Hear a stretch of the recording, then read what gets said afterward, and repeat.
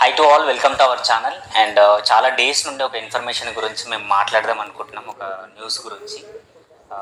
August 9th నుండి ఈ news అనేది రన్ అవుతూ ఉంది మన ఇండియా మొత్తం. ఆల్మోస్ట్ ప్రపంచం మొత్తం కూడా కొందరికి తెలుస్తుంది, ఇంకా కొందరికి తెలియలేదు. డెప్త్ విలేజ్లో ఉన్న వాళ్ళకి ఆ ఇన్ఫర్మేషన్ మన వాళ్ళకి చాలా మందికి తెలుసు. డాక్టర్ మౌమిత, సో తను ఒక డాక్టర్. నైట్ డ్యూటీలో ఉన్నప్పుడు తన మీద రేప్ అటెంప్ట్ అయ్యి మర్డర్ చేసేసారు. అయితే దీని గురించి మాట్లాడాలని నేను చాలా డేస్ నుంచి కూడా ఇన్స్టాలో పోస్ట్ చేస్తూ ఉన్నా.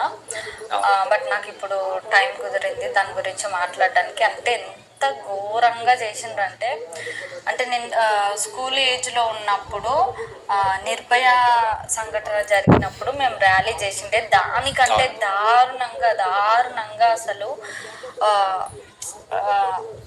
అసలు ఎట్లా చేసాం, అంత సైకోలా లేకపోతే ఏంటి అసలు అంటే అక్కడ ఉన్నది ఒక అమ్మాయి, ఒక ప్రాణి అని అర్థం కాదా ఏంటి? అసలు అంత ఘోరంగా మనుషులు కాదు, రాక్షసుల్లాగా బిహేవ్ చేస్తున్నారు అసలు.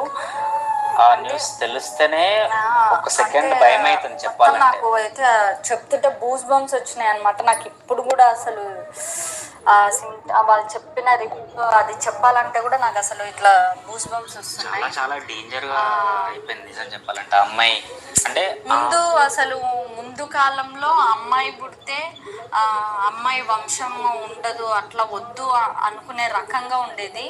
బట్ అక్కడి నుంచి, ఆ సిచ్యువేషన్ నుంచి ఇప్పుడు ఈ జనరేషన్లో అమ్మాయి పుడితే ఎవరి చేతిలో నాశనం అవుతుంది. అతి ఎక్కువ భయం వేస్తుంది అనమాట. అసలు వాళ్ళని ఎట్లా పెంచాలి, బయటికి పంపించాలా, పంపించొద్దా, అంత ఘోరంగా ఉంది అసలు బయట సొసైటీ.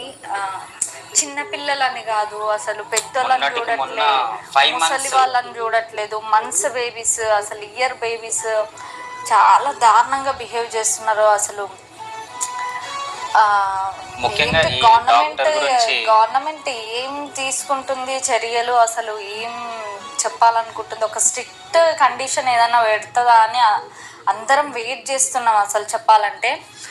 అంటే డాక్టర్ డ్యూటీ చేసి 30 hours డ్యూటీ చేసిన తర్వాత రెస్ట్ తీసుకోవడానికి సెమినార్ హాల్కి వెళ్ళినప్పుడు అంత దారుణంగా ఆమెని రేప్ చేసి చంపేయడం. అంటే కళ్ళల్లోంచి బ్లీడింగ్, ప్రైవేట్ పార్ట్స్ నుంచి బ్లీడింగ్, గొంతు నులిమినప్పుడు థైరాయిడ్ గ్లాండ్ బోన్ విరిగిపోవడము.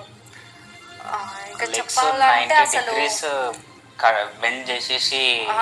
అసలు అంటే ఒక అబ్బాయికి 15 grams స్పమ్ ఉంటుందంటే ఆమె బాడీలో 150 grams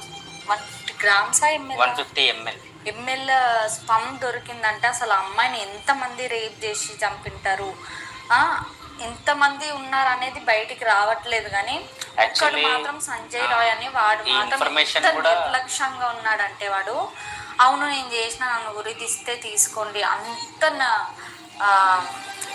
ఏంటి కేర్లెస్గా మాట్లాడుతున్నాడు వాడు.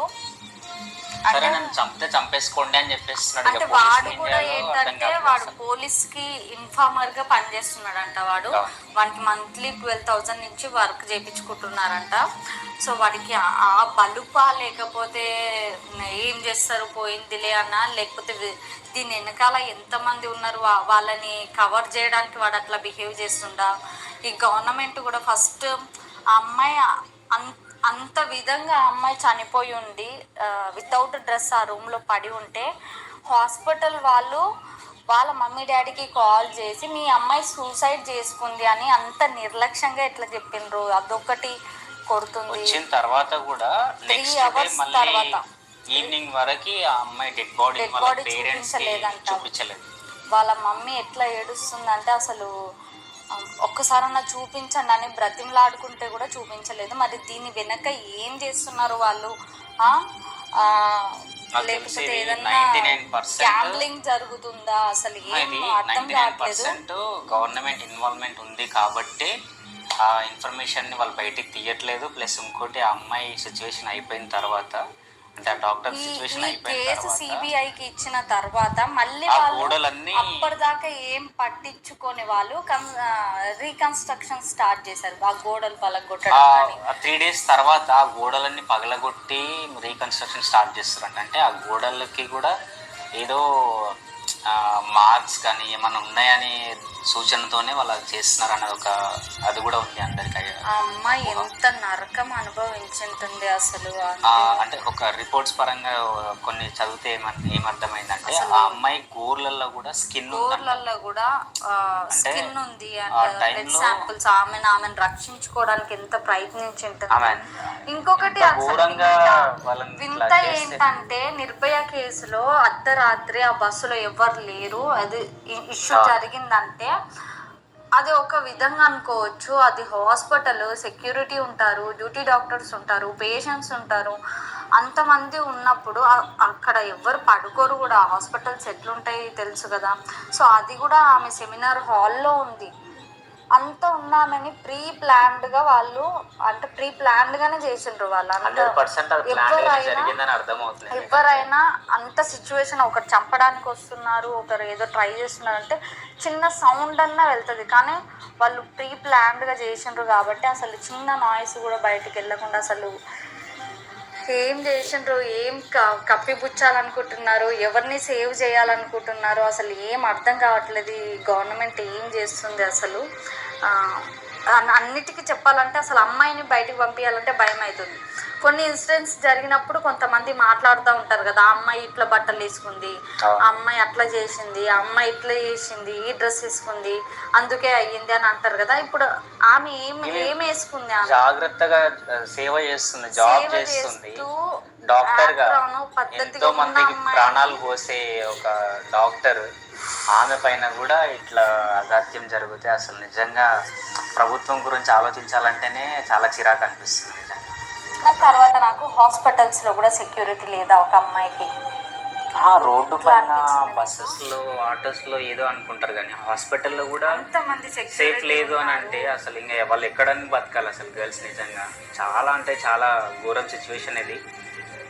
ఇంత ఘోరంగా మన సర్కిల్లో ఎవరన్నా మీకు అనుమానంగా కనిపించినా సరే, ఎవరన్నా మన సర్కిల్లో కానీ మన రిలేషన్స్లో కానీ ఎవరన్నా ఉంటే కనుక, గంజాయి తీసుకున్న వాళ్ళు కానీ తాగుతున్న వాళ్ళు కానీ ఎవరన్నా ఉంటే కనుక తప్పకుండా మీరు ఇమ్మీడియట్గా 100కి కాల్ చేసి పోలీసులకు ఇన్ఫర్మేషన్ ఇవ్వండి. కొందరు లేడీస్ కానీ జెంట్స్ కానీ అనుకుంటారు నన్ను పోలీసులకు కాల్ చేసి చెప్తే మళ్ళీ నన్ను పోలీస్ స్టేషన్ పిలిపించి కౌన్సిలింగ్ అని అదని ఇదని మాట్లాడతారేమో అనుకుంటారు. బట్ అట్లా ఏం చేయరు. ఇన్ఫర్మేషన్ ఇవ్వండి. ఏముంది, ఎవరినైనా కాపాడిన వాళ్ళం అవుతాం మనం. ఇలాంటి సిచ్యువేషన్స్ వాళ్ళ పర్సనల్ లైఫ్ అంతా పక్కన పెట్టి మనకి హెల్ప్ చేస్తున్నారు. అలాంటి వాళ్ళని కూడా ఇంత దారుణంగా చేస్తున్నారంటే అసలు చాలా నీచం ఇది చెప్పాలంటే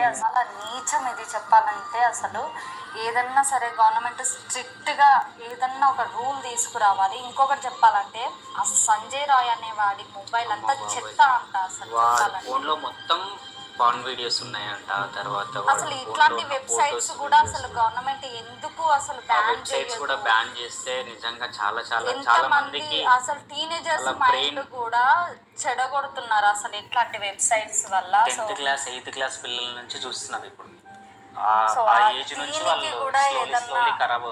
దీనికి కూడా ఏదన్నా ఒక చేంజ్ తీసుకురావాలి. సో అప్పుడు నిర్భయ అనుకున్నారు, నిర్భయ అయిపోయిన తర్వాత 1 month వరకు చాలా స్ట్రిక్ట్ అది ఇది అని అన్నారు. కట్ చేస్తే ఇప్పుడు మళ్ళీ అంటే మన ఫ్యామిలీ మెంబర్స్ ప్రతి ఒక్కరు ఏంటంటే ఒకటి గుర్తుపెట్టుకోండి, ఎవరికో జరిగింది మన దాకా ఎందుకు వస్తుందిలే అనుకోకండి. ఎప్పుడు ఏ సెకండ్లో ఏ టైంలో ఏం జరిగేది తెలియదు.